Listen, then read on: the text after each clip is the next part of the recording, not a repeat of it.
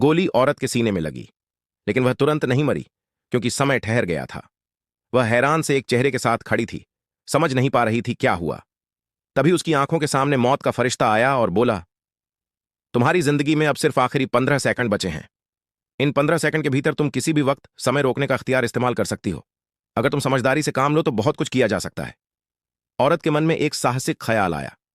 इन 15 second में वह देख लेगी कि असली हत्यारा कौन है। अगर दोनों एक साथ अंत तक पहुंच जाएं तो क्या बेहतर होगा। समय कम था, पर वह आजमाने को तैयार थी। स्टार्ट। पर वह असफल रही।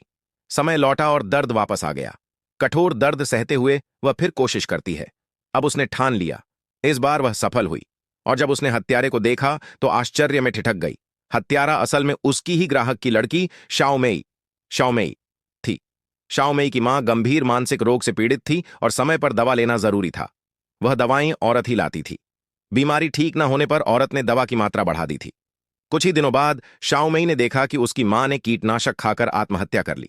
शाओमेई ने जरूर समझ लिया होगा कि उसकी मां की मौत के लिए औरत जिम्मेदार है, और इसलिए वह बदला लेने आई थी। औरत खुद को बेगुनाह मानती थी, फिर भी अगर मरना ही है तो शाओमेई को भी साथ ले जाना चाहती थी। औरत ने हत्यारे की तरफ देखा और आसपास की स्थिति पर नजर डाली। फिर उसके दिमाग में एक बदला योजना जन्मी। उसने पहले मेज पर रखी दवा की पाउडर वाली बोतल उलट दी और बत्ती बुझा दी। इस तरह शाओमेई अंदर आते ही पैरों के निशान छोड़ देगी और कमरे के अंदर की चीजें ठीक से दिखाई नहीं देंगी। फिर उसने मेज पर शाओमेई का नाम लिख दिया। पर यह तो बहुत साफ साफ नजर आएगा। ऐसा करना ठीक नहीं होगा, जरूर पकड़ा जाएगा।